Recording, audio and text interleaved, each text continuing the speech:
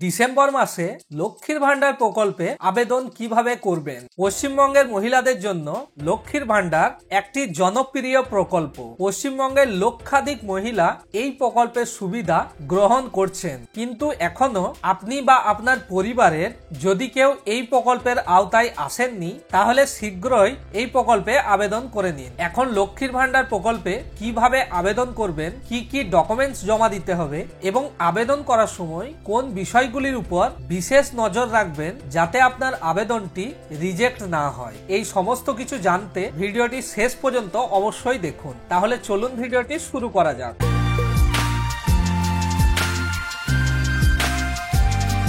লক্ষ্মীর ভান্ডার প্রকল্প পশ্চিমবঙ্গের মহিলাদের জন্য মাসিক আর্থিক সহায়তার একটি গুরুত্বপূর্ণ উদ্যোগ। এই প্রকল্পে 25 থেকে 60 বছর বয়সী মহিলারা আবেদন করতে পারেন এবং এই প্রকল্পের টাকা সরাসরি মহিলাদের ব্যাংক অ্যাকাউন্টে পাঠানো হয়। এই প্রকল্পের যখন সূচনা হয়েছিল তখন সাধারণ শ্রেণীর মহিলারা মাসিক 500 টাকা এবং তপশিলি জাতি ও উপজাতি মহিলারা মাসিক 1000 টাকা করে পেতেন। 2024 সালের লোকসভা নির্বাচনের আগে এই টাকার পরিমাণ বাড়িয়ে 1000 ও 1200 টাকা করা হয়। বিভিন্ন মাধ্যমে শোনা যাচ্ছে যে 2026 সালের বিধানসভার আগে এই প্রকল্পের টাকা বৃদ্ধি করে 2000 টাকা করা হবে। তবে এই বিষয়ে সরকারের তরফ থেকে কোনো রকম ঘোষণা আসেনি। এই রাজ্যের বহু মহিলা আছে যারা মাসের শুরুতেই অপেক্ষা করে বসে থাকে যে তাদের ব্যাংক অ্যাকাউন্টে লক্ষ্মীর ভান্ডার প্রকল্পের টাকা কবে আসবে। তবে আপনি বা আপনার পরিবারের যদি কেউ এই প্রকল্পের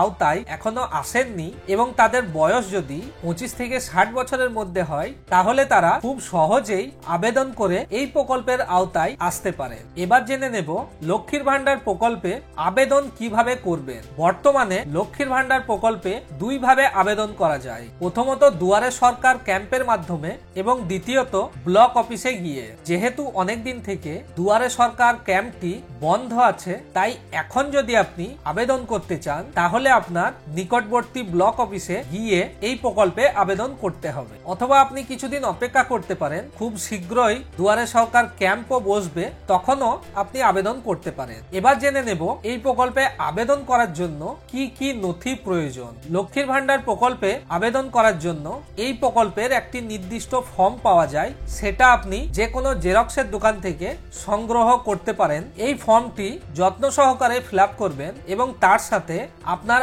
আধার কার্ড, রেশন কার্ড, ব্যাংকের পাসবই এবং এক কপি পাসপোর্ট সাইজ ফটো দিতে হবে। তাছাড়াও আপনার গার্জেনের আধার কার্ড ও রেশন কার্ডের জেরক্স দিতে হবে। বিবাহিত মহিলাদের ক্ষেত্রে নিজের স্বামীর ডকুমেন্টস দিতে হবে এবং অবিবাহিত মহিলাদের নিজের বাবার ডকুমেন্টস দিতে হবে। এবার জেনে নেব আবেদনপত্রটি জমা দেওয়ার সময় কোন ভুলগুলো করলে আপনার আবেদনপত্রটি রিজেক্ট হতে পারে। আবেদনপত্রটি জমা দেওয়ার সময় আপনাকে লক্ষ্মীর ভান্ডার প্রকল্পের ফর্মটি ফিল আপ করতে হবে। সেটি নির্ভুলভাবে ফিল আপ করবেন যাতে কোনো রকম ভুল ত্রুটি না থাকে, এবং ফর্মটির সাথে জমা দেওয়ার জন্য যে ডকুমেন্টস গুলির কথা বললাম সেগুলি অবশ্যই এর সঙ্গে অ্যাটাচ করে দেবেন, এবং যে ব্যাংক অ্যাকাউন্টটি দেবেন সেই অ্যাকাউন্টটি যেন আপনার আধার কার্ডের সঙ্গে লিংক থাকে। যদি আধারের সঙ্গে লিংক না থাকে তাহলে লিংক করিয়ে নিন, না হলে কিন্তু ডিসেম্বর মাস থেকে এই সব অ্যাকাউন্টে টাকা ঢুকবে না। ফর্মটি জমা দেওয়ার পরে যদি কোনো রকম সমস্যা হয়